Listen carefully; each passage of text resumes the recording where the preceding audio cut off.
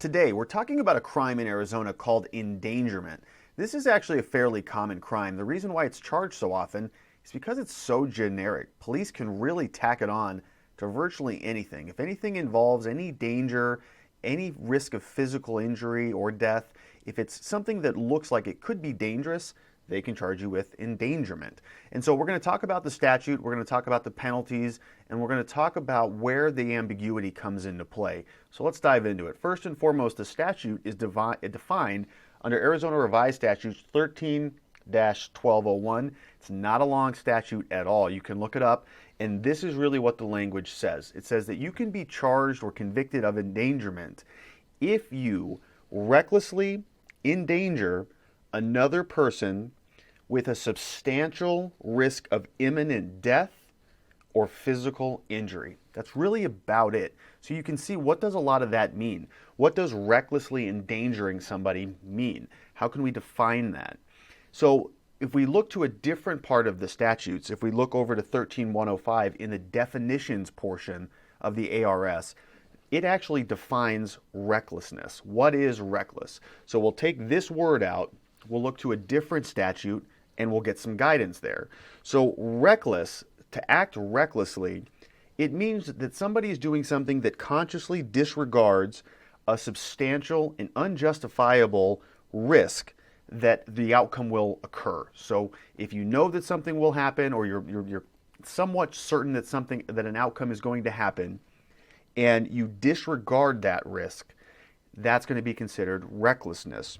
What we're doing is we're looking at what's called a gross deviation from the standard of conduct that a reasonable person would otherwise do. So let's say, for example, there's a dangerous situation. A reasonable person would do something about that situation, but the individual in this case just doesn't follow that type of conduct. So they disregard a substantial risk. Their conduct is a gross deviation.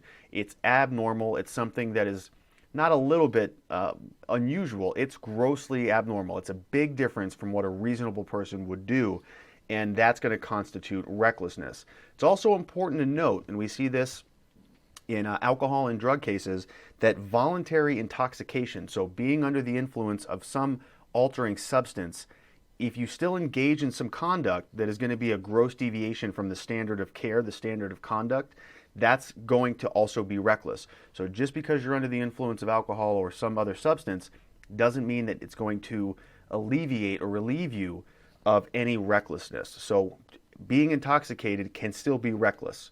So that's how you define recklessness. So then you have to plug that back into this statute. So what is somebody doing? Does that meet the recklessness portion of this? Is it a gross standard of conduct deviation from the normal standard of care, or is it something that maybe a reasonable person would have done that under the circumstances? That's a big defense in all endangerment charges. You want to make sure that you can argue that the conduct in question here was not actually reckless. If you look at the statute, you look at the definitions, you can make a good argument that a reasonable person may have done that, or they may not have known about the risk, or they may not have considered the risk, and therefore a reasonable person wouldn't have acted any differently. So that's how the statute looks. The penalties, they can be pretty severe. So if it is a type of conduct that would put somebody in a substantial risk of imminent death, so if it's something that it could cause somebody to almost die, whether they almost died or not, if it put them in a position where it was close or likely, like an example would be if somebody's racing their car at 130 miles an hour. They may not have gotten in an accident, but if they did get in an accident, their passenger who was not wearing their seatbelt may have flown out the window or been killed. So that may be something that would be a gross standard, a gross deviation from the normal standard of conduct. Most people don't go 130 miles an hour. So if somebody was doing that, the officers could potentially argue that that conduct would have placed somebody in a potential for a substantial risk of imminent death or physical injury. If you're going to say it's death, the penalty for that is going to be a Class 6 felony. So as a reminder, felonies are more serious than misdemeanors, and we have different levels of felonies. So Class 6 is the lowest level of a felony, but it's still a felony. Felony convictions are very problematic. You lose your right to vote, lose your right to have a firearm, could potentially go to prison for those types of offenses, so they are a bit serious. If there's no risk of substantial or no substantial risk of imminent death, just physical injury, it drops it from a felony into a misdemeanor. And so anything that involves a substantial risk of injury is going to be a class 1 misdemeanor, which is the highest level of misdemeanor that we have in Arizona. It's the same classification as a DUI, so it's serious. So this is how endangerment works. As you can see, a lot of the defenses are going to come from the ambiguity in the statute. It's just not very clear what conduct actually is reckless or what conduct actually constitutes endangerment, because there's a lot of room for argument in these things. It's not like a certain statute that says, let's do shoplifting, for example. If you take that piece of property past the boundaries of the store, that's shoplifting. That conduct is very clear. It's very specific. But what is endangerment?